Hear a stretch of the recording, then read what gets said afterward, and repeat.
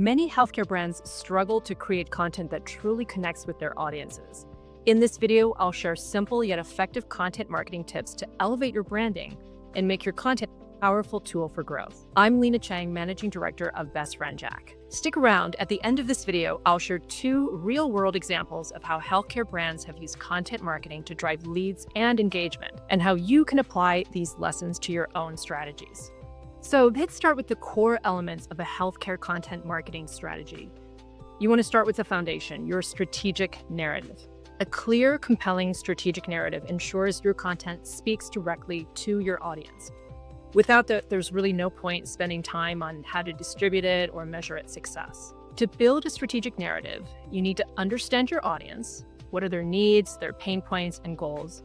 You need to craft a value proposition that highlights how you solve their specific challenges. And you need to establish your brand's voice and tone that reflects your company's personality and values, while also resonating with your audience. Then there's the distribution strategy.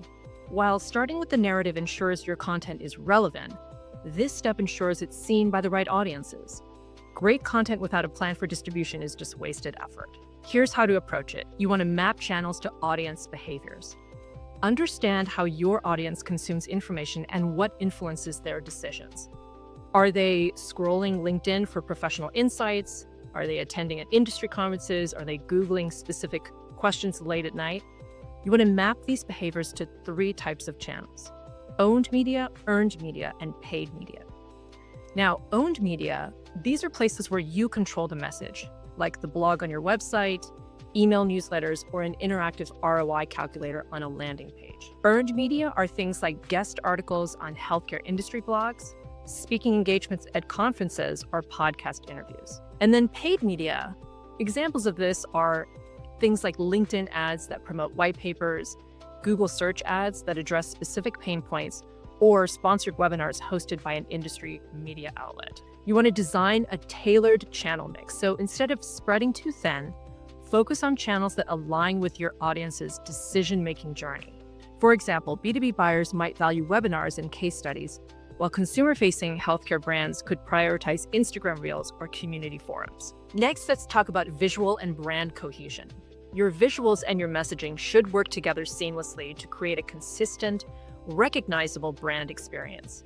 Too often, companies focus on messaging while neglecting visuals, but treating them as equals ensures your content reaches its full potential. Also, spending a little upfront to refine your visuals and build reusable tools is one of the smartest ways to elevate your brand. It's an investment you'll benefit from over and over. Here's what we typically recommend to our clients. You want to invest in practical, actionable brand guidelines. Brand guidelines are too often very lofty and beautiful to flip through, but sometimes too theoretical. Whoever is creating those brand guidelines for you should also deliver tangible assets based on those guidelines, like a website homepage design, an overview brochure, or social media templates.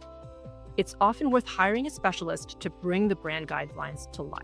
You want to ensure consistency across all your content types. So whether it's case studies, social posts, or videos, every piece should feel cohesive and unmistakably yours. This reinforces trust and recognition with your audience. You also want to use templates to streamline quality and efficiency. Develop templates for high-impact recurring content types. Examples include slide decks for sales presentations, one-pagers for client outreach, email headers and footers, or even LinkedIn post graphics. These tools make it easy to produce polished, on-brand content consistently, no matter the format or platform. Finally, decide how you'll measure success. This ensures your efforts are driving the results you want for your business. You'll want to set measurable goals like lead conversions and engagement rates. You want to choose the right tools to track the performance. This could be things like Google Analytics, HubSpot, or a CRM. And you want to use data-based insights to continuously refine your content strategy. And later in this video, I'll be sharing a couple examples of KPIs in action. So now I want to talk about best practices for developing a comprehensive content marketing strategy. First, you want to map content to the buyer's journey. Align content to the stages of your audience's decision-making process.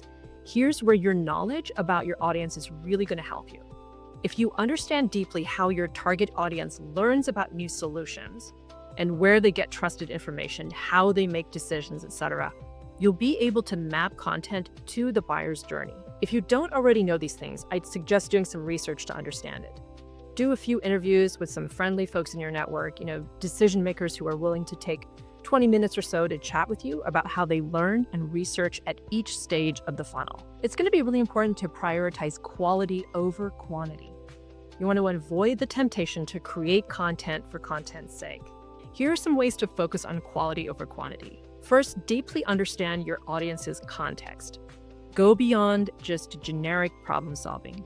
Dive into those really specific challenges your audience faces at different points in their journey, and create content that addresses those nuances. For example, instead of a broad article called 5 Tips for Improving Provider Mental Health, offer instead 5 ways health plans can reduce burnout among providers. You want to showcase your differentiated perspective. Think about your unique point of view, whether that's insights, proprietary data, or lessons learned from your company's experiences that your audience can't really get anywhere else. This positions your brand as a thought leader and builds credibility. You want to design content to facilitate action. So make it easy for your audience to apply what they've learned. Tools like checklists, step-by-step guides, or interactive calculators. And then prioritize evergreen content. Focus on pieces that deliver value long after publication. Evergreen content like in-depth guides or frameworks offers compounding returns and can be repurposed into smaller assets for sustained impact. Another best practice is creating a robust content calendar. A content calendar is more than just a schedule. It's really the engine that drives consistency and ensures you're always speaking to the audience at the right time. Here's how to make yours stand out. First, you want to anchor your calendar to high-impact moments.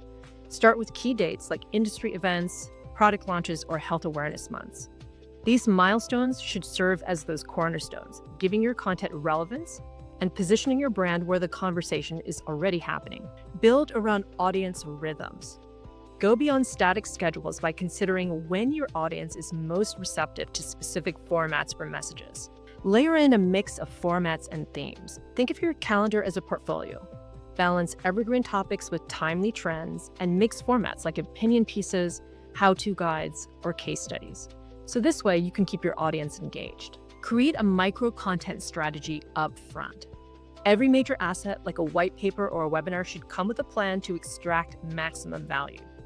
Highlight key charts for LinkedIn, pull memorable quotes for tweets, or edit short video clips for email campaigns. This really ensures that each asset works harder for your brand. Embed flexibility for last-minute opportunities. You'll want to allow for some room to respond to unexpected trends, news, or customer insights. This agility keeps your content fresh and relevant. Let's talk about resources and budget. Before diving into content creation, take a close look at your resources to make sure they're aligned with your goals. Here's how to do it. Evaluate internal expertise and bandwidth. Identify strengths and gaps within your team. Do you have skilled writers, designers, or SEO experts, for example? If not, decide whether upskilling your team or bringing in freelancers or agency partners will deliver the best ROI. Assess tools and technology for scalability and functionality. Here are some example categories to assess. Content creation tools, things like design software, writing tools, and AI content generators. Content management software, things like CMS platforms, project management tools, or asset libraries. Then you have analytics tools, things like performance tracking, SEO insights, and audience behavior tools. And then you've got your distribution tools, social media schedulers, email marketing platforms, and ad platforms. Strategically allocate your budget. Think beyond those upfront costs. Consider long-term value when budgeting for content creation, distribution, and technology. For example, an expertly crafted evergreen guide might seem expensive initially, but can be repurposed for years. You'll want to prioritize high-impact areas like hiring specialized talent, running targeted paid campaigns, or developing cornerstone assets. The last best practice I want to mention is measure, analyze, and iterate. You want to consistently track your content's performance and adapt based on insights. And I'll be sharing a little bit more about this later. Let's talk about how to align your content strategy with the buyer's journey. To truly connect with your audience, you need to deliver the right message at the right time, tailored to where they are in their decision-making process. So first, there's the awareness stage, or the top of the funnel. Here, your audience is likely saying, I have a problem, but I don't know what solutions exist. This is your chance to spark curiosity and build trust. So you're not selling yet, you're educating. Think about blog posts that address common pain points. These should be enhanced for SEO and organic search, if organic search is a key part of your buyer's journey. You can also use blog posts for social media engagement, email marketing campaigns, and content for paid advertising. Short video clips or social shorts can also grab attention. These are quick 30 to 60-second videos that highlight a problem and offer just enough insight to leave the audience wanting more, driving them to your site or your next piece of content. Next, we move on to the consideration stage, or the middle of the funnel. At this point, your audience is saying, I'm exploring solutions and comparing my options. So now it's time to provide depth and showcase your expertise. Interactive guides or playbooks are a modern alternative to traditional white papers. These allow your audience to engage dynamically. They can click through sections, explore embedded insights, or download actionable tips. Webinars are still a strong option if they offer practical insights, and can be especially meaningful if you include customers as speakers or feature a live Q&A session to address specific audience concerns. Finally, there's the decision stage, or the bottom of the funnel. This is when your audience is saying, I need proof this solution will work for me. They're close to choosing, but they need reassurance. Executive briefs or decision maker kits can be highly effective.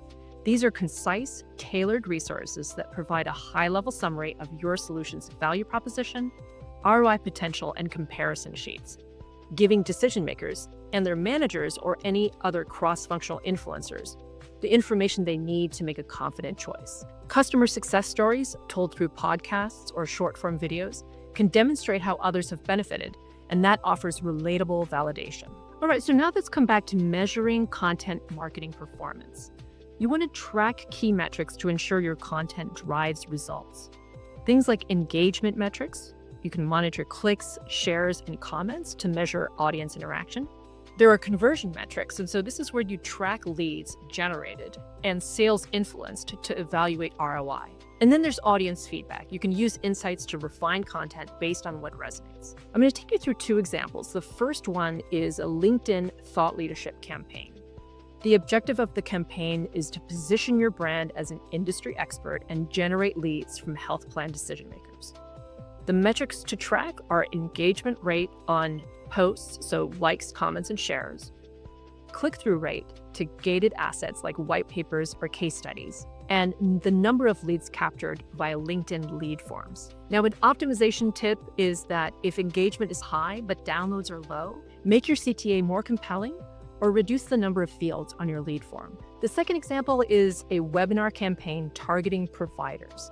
The objective is to increase adoption of a digital health platform by showcasing its benefits to streamline provider workflows. The metrics to track here are, of course, registration rate for the webinar, and that can be measured via the email campaign performance, the attendance rate tracked through webinar platform analytics, and then post-event conversion. So looking at things like providers actually scheduling demos or requesting more information.